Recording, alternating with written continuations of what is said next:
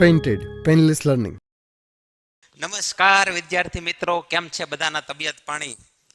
Sir બહારનું આજે કંઈ ખાધું નથી એટલે સારું છે, નકર દાબેલી બાબેલી ઝાપટી હોય તો પેટમાં દુખે.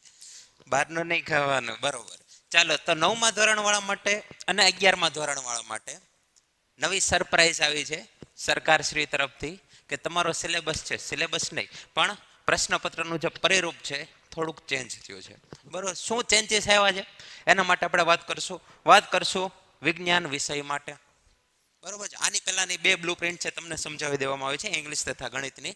વિજ્ઞાન વિશે આજે આપણે વાત કરશું કે ભાઈ શું છે ભાઈ, ધોરણ 9માં 2024 અને 25ની એક્ઝામ દરમિયાન, પરીક્ષા દરમિયાન વિજ્ઞાન વિષયમાં પ્રથમ પરીક્ષા તેમજ દ્વિતીય અને વાર્ષિક પરીક્ષામાં શું ફેરફાર થયા છે તેના વિશે માહિતી આપતું પ્રશ્નપત્રનું પરિરૂપ તમને સમજાવવામાં આવશે. આજે આપણે સમજશું પ્રથમ પરીક્ષા માટે શું ચેન્જીસ થયા છે. હવે પ્રથમ પરીક્ષા નજીક આવે છે સાહેબ, પ્રથમ પરીક્ષા નજીક તો આવે છે પણ કાંઈ વચાણું નથી, કાંઈ આવડતું નથી, શું કરવું? એના માટે પણ સોલ્યુશન છે. શું સોલ્યુશન છે બતાવી દઈએ. એના સોલ્યુશન માટે આપણે 3 સાહેબોએ ભેગા મળીને એક મસ્ત મજાની, તમને આવડી જાય અને ડાઉટ સોલ્વ થઈ જાય એવી બેચ રજૂ કરી છે, જેનું નામ છે વિદ્યાપદ. બેચમાં માત્ર જોડાવા માટે જરૂર કેટલાની છે? 261 રૂપિયા. સાહેબ કઈ રીતના જોડાવવું? પ્લે સ્ટોરમાં જાઓ, પ્લે સ્ટોરમાંથી પેન્ટેડ એપ્લિકેશન ડાઉનલોડ કરો અને તમે તાત્કાલિક ધોરણે આ બેચમાં જોડાઈ શકો છો. આ બેચમાં તમારે પ્રથમ પરીક્ષાનો સંપૂર્ણ અભ્યાસક્રમ, એકડે 1 થી શરૂ કરીને પ્રથમ પરીક્ષા સુધીનો સંપૂર્ણ અભ્યાસક્રમ, મુખ્ય 3 વિષયો જે અઘરા લાગે છે, ગણિત, વિજ્ઞાન અને અંગ્રેજી, એનો આખો સિલેબસ છે પૂર્ણ કરાવવામાં આવશે. અને એ પણ ડાઉટ સોલ્વિંગ સાથે ચાલુ લાઈવ લેક્ચરે તમે હાથ ઊંચો કરીને ફેસ ટુ ફેસ, એટલે કે ફેસ ટુ ફેસ જેવું જ થયું, તમે સવાલ પૂછી શકશો. સાહેબ આનું સમજાણું ફરી વખત સમજાણો, ટાઈપિંગ નથી કરવાનું, સીધું તમારા માઇકમાં બોલો, તમારા ફોનમાં તમે બોલો એટલે અહીંયા અવાજ પહોંચી જાય, સીધા ડાઉટનું સોલ્વિંગ થઈ જાય. અરે વાહ વાહ વાહ વાહ સર, શું કરવાનું છે? આજે જ પેન્ટેડ એપ્લિકેશન ડાઉનલોડ કરો અને વિદ્યાપત બેચમાં જોડાઓ. પ્રથમ પરીક્ષામાં સારામાં સારા માર્ક લાવો અને તમારા માતા પિતાના ફેસ ઉપર છે ખુશી લાવો. બરોબર. તો આપણે એમાં જોઈએ કે ભાઈ તમારો પ્રશ્નપત્ર છે એ કઈ રીતનો હશે. બરોબર છે. પહેલા જે ચેન્જીસ હતા એ ચેન્જીસ ખાલી આમાં થયા છે. તમારે વિભાગ એમાં છે એ ફેરફાર થયો છે. વિભાગ એમાં જે હેતુલક્ષી પ્રશ્નો હતા એમાં ફેરફાર થયો છે. પહેલા 20% ભાગ છે એ હેતુલક્ષીનો આવતો હતો, એ વધીને 30% થઈ ગયો. એટલે કે તમારો વિભાગ એ હશે એ 15 માર્કનો હશે પહેલો. બાકી વિભાગ બી, સી અને ડીમાં આને અનુરૂપ જે ફેરફાર થયા છે એ થયા છે. સૌથી મોટો ફેરફાર છે તમારામાં વિભાગ એમાં ફેરફાર થયો. એનો મતલબ શું થયો? ઘણાને એમ થાય, ઓહો સાહેબ વિભાગે 15 માર્કનો, હવે તો ઝીંગાલાલા નથી ભાઈ. વિભાગે 15 માર્કનો થઈ ગયો એટલે 15 માર્કનું જો તમને આવડતું હશે ને તો 15 માર્ક મળશે. સાચું અથવા તો ખોટું બે જ થશે, તમે એમાં ગપ્પુ નહીં મારી શકો. સાચું તો સાચું, ખોટું તો ખોટું. 1 માર્ક આવ્યો અથવા તો 1 માર્ક ગયો, એમાં અડધો માર્કની કઈ જોગવાઈ ન હોય ભાઈ. બરોબર છે. એટલે મહેનત વધારવી પડશે અને એ મહેનત કરવા માટે હમ હે. બરોબર છે. ઓકે, તો પ્રથમ પરીક્ષાનો સિલેબસ છે, આટલા ચેપ્ટર છે, બધાને ખ્યાલ જ હશે. ટોટલ તમારે 3 ને 3 6 ચેપ્ટર છે. એમાં સૌથી વધારે માર્ક કોના થઈ ગયા ભાઈ? હવે અન્ન સ્ત્રોતોમાં સુધારા. સાહેબ આ ચેપ્ટર તો સીધું જવા જ દીધું, કંઈ વાંચ્યું જ નથી, આ સૌથી વધારે માર્ક ન થઈ ગયો. કશો વાંધો નહીં, આ ચેપ્ટર પણ તમને ખૂબ જ સારી રીતે ભણાવવામાં આવશે. તો જોઈએ આપણે હેતુલક્ષીમાં શું ફેરફાર થયા છે. વિભાગ એમાં દેખાય છે, દિખ રહા હે બચ્ચે, દિખ રહા હે, અભી તો નહીં દિખ રહા થા, શાયદ અભી દિખાઈ દે. હા સાહેબ, દેખાણું મોટું થઈ ગયું. ઓકે, વિભાગ એ હેતુલક્ષી છે. એમાં તમારે પહેલા MCQ આવતા, ખરા ખોટા આવતા, ખાલી જગ્યા આવતી અને એક શબ્દમાં અથવા તો એક વાક્યમાં છે એ સવાલના જવાબ આવતા. હવે એમાં વધારાનું શું ઉમેરવામાં આવ્યું છે? હેતુલક્ષી પ્રશ્નોમાં MCQ તો હશે જ, એટલે કે બહુ વિકલ્પ વાળા પ્રશ્નો. એની સાથે એક નવી સિસ્ટમ છે દાખલ કરવામાં આવી છે, જેને કહેવાય છે MRQ એટલે કે મલ્ટિપલ રિસ્પોન્સ ક્વેશ્ચન્સ. પહેલા MCQ હતા મલ્ટિપલ ચોઇસ ક્વેશ્ચન. એટલે સવાલ આપ્યો હોય, 4માંથી કોઈ પણ એક સાચો હશે, 4 MCQ માંથી કોઈ પણ એક સાચો MCQ હશે. MRQમાં એક કરતા વધારે સાચા જવાબ પણ હોઈ શકે. ઓહો, તમને એક સવાલ આપ્યો છે, એમાં 4 MCQ આપ્યા છે, A, B, C અને D. જરૂરી નથી એ સાચું એટલે બાકીના બધા ખોટા જશે. MRQમાં તમારે એક કરતા વધારે જવાબ પણ સાચા હશે, એટલે તમારા બધા MCQ છે એ શાંતિથી જોઈને નિહાળીને પછી જવાબ લખવાનો રહેશે. જો એ અને બી બંને સાચા આવે તો તમારો જવાબ એ અને બી બંને આવશે. એટલે તમારે જવાબમાં ઓપ્શન એ લખવાનો, ઓપ્શન બી લખવાનો, અથવા તો એ બી ને સી બધાય સાચા હોય તો ઓપ્શન એ લખવાનો, બી લખવાનો અને સી લખવાનો. ચારે ચાર સાચા નીકળે તો option A B C D બધું લખવાનું. એક નવી વસ્તુ તમારે આવી છે 9મા ધોરણ વાળા માટે વિજ્ઞાનમાં. MRQ છે એ નવા આવ્યા છે. એટલે હવે જ્યારે તમને MCQ દેખાય ત્યારે એક MCQ એ સાચું જોયું એટલે બાકીના છે એ જવા નહીં દેવાના. શું કરવાના, બધે બધા જોઈને જવાબ જો એમાં સાચો હોય તો એ પણ લખવાનો રહેશે. એ સિવાય ખરા ખોટા હા સાહેબ ઈ તો આવતા હતા. ખાલી જગ્યા હા સાહેબ ઈ આવતી હતી. વ્યાખ્યા એટલે કે 1 માર્કમાં પૂછે કે એવી નાની નાની છોટી છોટી વ્યાખ્યાઓ હશે. પછી સૂત્ર, ભૌતિક વિજ્ઞાન એટલે કે ફિઝિક્સ અને કેમેસ્ટ્રીના જે પણ કઈ સૂત્ર આવતા હશે એ સૂત્ર આવશે. પછી એકમો આવશે. કોઈ પણ તમને રાશિ આપી હોય તો એનો એકમ શું થાય, પ્રવેગનો એકમ શું થાય તો તમારે એનો એકમ પણ લખવાનો રહેશે. અતિ ટૂંકમાં પ્રશ્નો અથવા તો એક જ શબ્દ કે એક વાક્યમાં પ્રશ્નો એ તો આવતા હતા સાહેબ, એ તો ખ્યાલ છે. પછી સેક્શન એમાં આ સિવાયનું હજી બીજું શું શું પૂછી શકે તો કે ભાઈ પૂરું નામ આપો. કોઈ પણ નાનું તમને ટૂંકું નામ આપ્યું એને તમારે પૂરું નામ દેવાનું. જેમ કે તમારા સજીવના પાયાનો એકમ છે એમાં SER કે RER છે તો એનું ફૂલ ફોર્મ તમને પૂછે. ખરબચડી અંતઃકોષ રસજાળ કે લીસી અંતઃકોષ રસજાળ. એ સિવાય શોધ અને શોધક. આ વસ્તુની શોધ કોણે કરી, ફલાણા ભાઈએ. ફલાણાની શોધ કોણે કરી, ઢીકણા ભાઈએ. ભાઈ તો ન હોય, વૈજ્ઞાનિક હોય.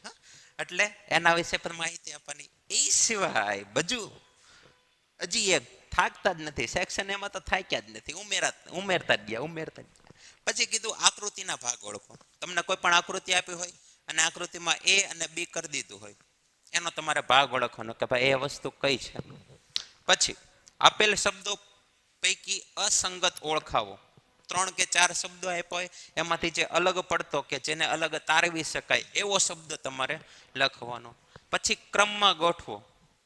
એવો કોઈ થિયરી હોય, એવો કોઈ ટોપિક હોય કે જેમાં ક્રમનો ઉલ્લેખ થયો હોય કે આની પછી આ પ્રક્રિયા થાય અથવા તો આની પછી આ પ્રક્રિયા થાય. જેમ કે તમારે અચળ પ્રવેગી ગતિ છે તો એમાં સૌથી પહેલા શું થાય એમાં તમને કીધું હોય કે ભાઈ સ્થિર અવસ્થામાંથી ગતિની શરૂઆત કરે છે અને સમયની સાથે સતત વેગ વધતો રહે છે. તો એમાં શરૂઆતની અવસ્થા શું થઈ ગઈ, સ્થિર સ્થિતિ. પછી એમાં ચડતા ક્રમ એટલે પછી એમાં શું થયો, વેગ આવ્યો. વેગમાં પછી વધારો થયો. વેગમાં વધારો થયો એટલે શું થઈ ગયું, પ્રવેગી ગતિ થઈ ગઈ, અચળ પ્રવેગી ગતિ થઈ ગઈ. જો વેગમાં પછી સતત વધારો એક સરખો રહે સમયની સાથે તો એટલે ક્રમમાં ગોઠવવાનું એ રીતનું. એની પછી આવે છે ભાઈ આલેખ. ગતિના ચેપ્ટરમાં કોઈએ આલેખ કર્યા નથી સાહેબ. આલેખ આવે એટલે સીધું પાનું ફરી ગયું છે. હવે ફેરવવાની નહીં ભાઈ. આલેખ ઉપરથી નહીં પણ પ્રશ્નો આવશે. વેગ વિરુદ્ધ સમયના આલેખ, સ્થાનાંતર વિરુદ્ધ સમયના આલેખ, અંતર વિરુદ્ધ સમયના આલેખ. ઓહો હો સાહેબ આ તો ભી પડી જાય એવું છે. પણ ટેન્શન નહીં લેને કા. ક્યું?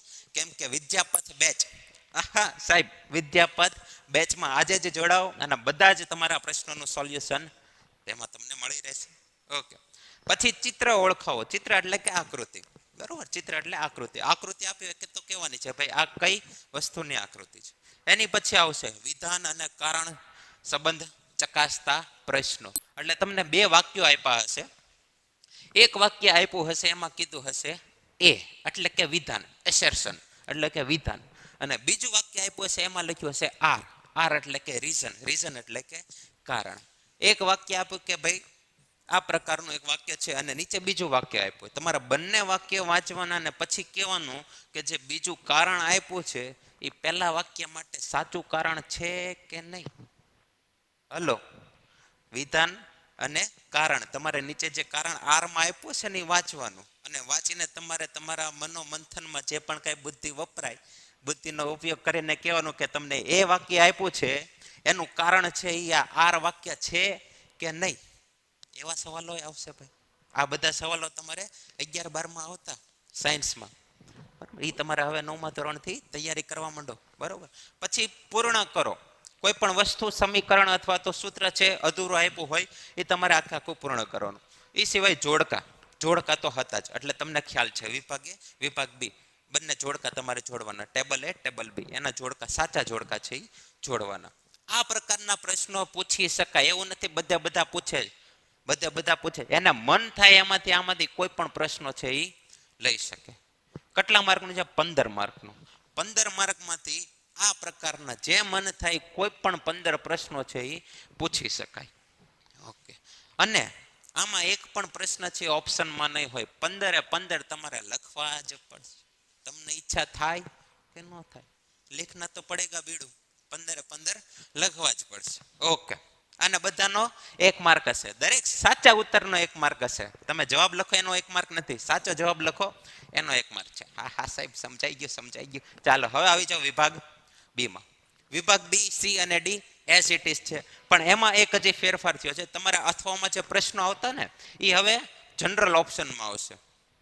એટલે કે તમને કહી દીધું હશે. ચાલો શું કહે છે કે ભાઈ કુલ 9 પ્રશ્નો હોય એમાંથી 6 પ્રશ્નો લખવાના. તમને ગમે 6 પ્રશ્નો.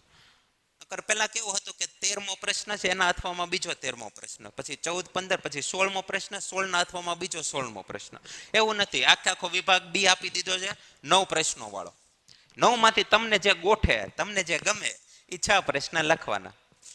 એક જ ચેપ્ટરના જો એક હારે 2-3 પ્રશ્ન હામટા આવી ગયા એક હારે, અને આખું ચેપ્ટર આપણે ખૂબ જ તૈયારી થઈ ગઈ છે ખૂબ જ સારી રીતે, તો 3 તમે એક જ ચેપ્ટરના પ્રશ્નોના જવાબ લખી શકો. અરે વાહ, આ તો ફાયદાવાળી વાત છે. હા, આમાં એકમાં તમારે ફાયદો થશે કે ભાઈ તમારે ઓપ્શન છે આખા વિભાગનો ઓપ્શન છે. જે પ્રશ્ન દીઠ ઓપ્શન આવતા હતા એ ઓપ્શન હવે નહીં આવે. કોઈ પણ 9 માંથી 6 લખવાના. પ્રત્યેકના 2 ગુણ હશે એટલે તમારો વિભાગ બી થઈ જશે 6 દુને 12 માર્કનો. 15 માર્કનો સેક્શન એ વિભાગ એ, અને 12 માર્કનો છે વિભાગ બી. વિભાગ સી માં જોઈએ. વિભાગ સી માં હાળું એવું જ છે. શું છે? કોઈ પણ 8 પ્રશ્ન આપ્યા હશે એમાંથી તમને ગમે એવા 5 પ્રશ્નોના જવાબ લખવાના. પ્રશ્નો લખીને ન આવતા મારા વાલાઓ, પ્રશ્નોના માર્ક નથી આપતા, પ્રશ્નોના જવાબના માર્ક આપે છે. હા, તો 3 માર્કમાં આવતા હોય એવા તમારે કોઈ પણ 5 પ્રશ્નો લખવાના. એટલે 5 તેરી અને 15 માર્કનો સેક્શન સી થઈ ગયો. 15 માર્કનો સેક્શન સી થઈ ગયો. હવે ઘણી વખત એવું થાય કે સાહેબ આખો ટોપિક તો 4 માર્કનો બહુ મોટો જબરો ટોપિક છે, બરોબર. તમને એમ કે ભાઈ સ્થાયી પેશી વર્ણવો. સ્થાયી પેશીમાં તો કુલ 3 પેશી આવે ને કેટલી બધી, ઓહો આટલું બધું લખીને જો 2 માર્કમાં પૂછાઈ ગયો તો શું કરવું? અથવા તો 3 માર્કમાં લઈએ. 3 માર્કમાં પૂછાઈ ગયો તો આખી બધી પેશી લખ્યા સાહેબ 3 પાના ભરાય, 2 પાના ભરાય. તો એમાં શું કરવાનું? 3 માર્કનો છે, 3 માર્કનો છે તો મિનિમમ તમારે 3 માર્કનો હોય એટલે મિનિમમ 6 મુદ્દાઓ છે એ લખવાના કે જેમાં આખા પ્રશ્નનો જવાબ છે એ આવી જતો હોય. એ રીતના 6 મુદ્દા, મુખ્ય 6 મુદ્દાઓ મિનિમમ કહું છું, આટલા તો લખવાના જ. એની કરતા 1 કે 2 વધે તો ચાલે, આટલા તો મિનિમમ લખવાના જ. પછી આ એક જ આવડતો હોય ને આખા પેપર આમાં જ લખ્યા રાખીએ તો ખાલી પછી તમને 3 માર્ક જ મળે આખા પેપરમાંથી.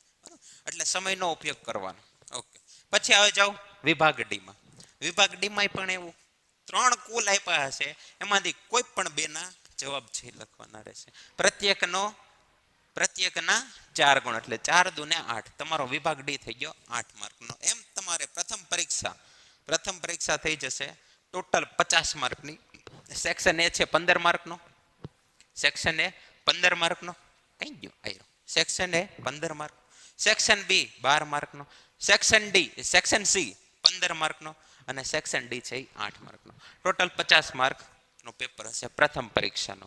દ્વિતીય પરીક્ષાનો આપણે જણાવશે ત્યારે એની વાત કરશું. અત્યારે પ્રથમ પરીક્ષા ઉપર આપણે ફોકસ કરીએ છીએ. એ સિવાય આમાં તમને એક માહિતી વધારાની આપી છે, એ માહિતી તમે જોઈ લો કે ભાઈ વાર્ષિક પ્રશ્નપત્રમાં, ઓકે આની જરૂર નથી, કિથે ગઈ, હા આમાં નથી આપેલું પણ હું તમને કહી દઉં કે ભાઈ જે તમારા એમસીક્યુ હશે, એમસીક્યુ મેક્સિમમ 4 એમસીક્યુ પૂછાય છે. 4 થી વધારે એમસીક્યુ છે એ કાઢવા માટે પ્રતિબંધ છે. એટલે મેક્સિમમ 4 એમસીક્યુ હશે એટલે એવું ન થાય કે 15 માર્ક છે 15 સાહેબ એમસીક્યુ કરી નાખીએ, એવું નથી. મેક્સિમમ 4 એમસીક્યુ હશે. 4 થી ઓછા પણ હોઈ શકે. 2 એમસીક્યુ હોય અથવા તો 2 એમઆરક્યુ હોય, 3 એમસીક્યુ ને 1 એમઆરક્યુ લખ્યો હોય, બરોબર છે. એટલે મેક્સિમમ છે એ 4 એમસીક્યુ તમારા પ્રથમ પરીક્ષા માટે એ રીતના જોગવાઈ કરેલી છે, બરોબર. તો ખૂબ જ મહેનત કરો, અત્યારથી જ વાંચવાનું શરૂ કરી દો. જે પણ કાંઈ ડાઉટ હોય ડાઉટ અમને પૂછો. સાહેબ તમને ક્યાં મળવાનું ડાઉટ પૂછવા માટે? એટલે કહું ક્યાં મળશો? બધાને ખબર હે, સબકો પતા હે, ક્યાં પતા હે. અમારા પાસે પહોંચવા માટે તમારા માટે વિદ્યાપથ બેચ છે ભઈલાઓ. વિદ્યાપથ બેચમાં આજે જ જોડાઓ. સાહેબ કેસે જોડાને કા? કઈ રીતના જોડાવવું, પ્લે સ્ટોરમાં જાઓ, પેન્ટેડ એપ્લિકેશન ડાઉનલોડ કરો અને વિદ્યાપથ બેચમાં જોડાઓ. આપણે લાઈવ લેક્ચરમાં મળીએ છીએ, ત્યાં સુધી જય હિન્દ. Painted, Painless Learning.